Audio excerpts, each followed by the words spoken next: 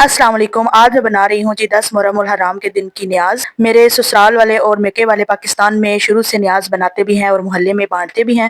तो मैं पहली दफ़ा अकेले अपने घर में मतलब बहरीन में पहली दफ़ा ये करने लगी हूँ। वैसे तो मैं घर पे बनाया करती थी और हम लोग घर पे ही दुआ माँग लिया करते थे, लेकिन इस दफ़ा मैं भी ये डिस्ट्रीब्यूशन वाला काम पहली दफ़ा करने लगी हूँ अपने घर में। ज़ाहिर है पहले जॉइंट फैमिली में थे तो सब लोग हम वहाँ पे मिल के किया करते थे, लेकिन अब मैं यहाँ पे पहली दफ़ा करने लगी हूँ। तो इंशाल्लाह आहिस्ता-आहिस्ता इसको बढ़ाएँगे, अल्लाह जितना अता करेगा उस हिसाब से बढ़ाएँगे।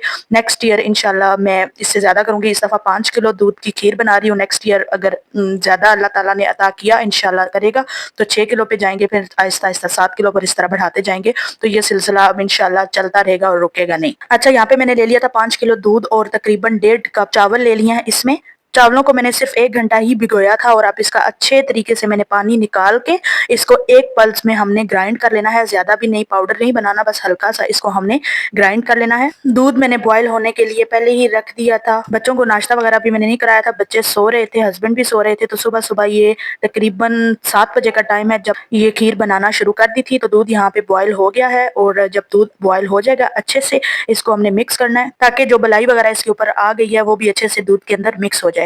उसके बाद जो हमने चावल ग्राइंड करके रखे हुए थे हल्के-हल्के, वो हमने इसके बीच में डाल देने हैं और फिर लगातार हमने तकरीबन 20 से 25 मिनट के लिए इसको चम्मच चलाते रहना है। मैं बीच-बीच में छोड़ देती थी क्योंकि ये नॉन स्टिक मेरे पास बर्तन है। अगर आप दूसरा कोई बर्तन यूज़ कर रहे हैं तो आपने चम्मच चलाना नहीं छोड़ना, वरना जो चावल है वो नीचे चिपक जाएँगे, तो फिर आपका जो टेस्ट है वो खीर का खराब भी हो सकता है। अच्छा, यहाँ पे मैंने ले ली है इलायची, तकरीबन 10 थी और उसको मैंने अच्छे से पीस लिया था और छिलके निकाल दिए थे मैंने, और ये जितने इसके दाने थे वो सारे मैंने इसके बीच में पीस के डाल दिए थे।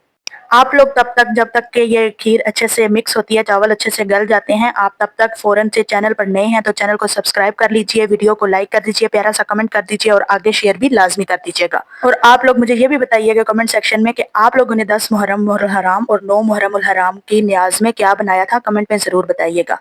अच्छा, यहाँ पे जब थोड़े-थोड़े मुझे लगा कि चावल अब गल गए हैं तो मैंने इसके बीच में मिल्क पाउडर डाल दिया है। आप कंडेंस्ड मिल्क भी यूज़ कर सकते हैं और बर्फ़ी भी यूज़ कर सकते हैं। अगर आप बर्फ़ी और कंडेंस्ड मिल्क यूज़ कर रहे हैं तो फिर आपने चीनी का इस्तेमाल थोड़ा कम करना है। मैं यहाँ पे मिल्क पाउडर यूज़ कर रही हूँ तो इस वजह से 5 किलो दूध में तकरीबन 3 कप चीनी जाती है।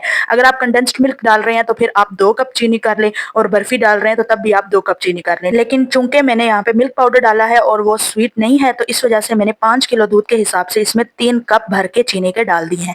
यहाँ पे साथ-साथ मैं बादाम भी बारीक-बारीक काट रही थी और खीर भी मेरी तैयार हो रही थी, तो खीर में भी मैं चम्मच साथ-साथ चला रही थी क्योंकि चावल तो गल गए थे लेकिन अभी अच्छे से मिक्स नहीं हुए थे और खीर अच्छे से अभी थिक नहीं हुई थी। तो मुझे अभी तकरीबन और टाइम लग जाना था, तो इसके बीच में मैंने बाकी जो चीज़ें थी जो खीर में डलती हैं, यहाँ पे मैंने नारियल और किशमिश डाल दिया है और इसको अभी मैं मिक्स कर रही हूँ। अभी और टाइम लगना था मिक्स करने में, अभी भी अच्छे से नहीं हुई थी थिक।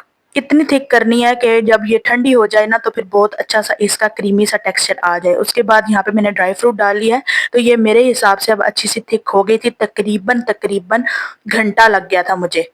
तो यहाँ पे अब मैंने बड़ा-सा एक बर्तन ले लिया, उसके बीच में मैंने बर्फ़ डाली है और इसमें अब मैं खीर को ठंडा कर रही थी क्योंकि जो मेरे पास पार्सल्स थे वो डिस्पोज़ेबल थे, तो मैंने कहा कि ये ना वो मेल्ट हो जाए और वैसे भी और मिक्स मैं इसलिए कर रही थी कि लेयर ऊपर ना आए, जो लेयर है वो डिस्पोज़ेबल जो मेरे पास ये पार्सल्स थे लेयर उन्हीं के ऊपर आए क्योंकि लेयर के बगैर तो खीर का मज़ा नहीं होता।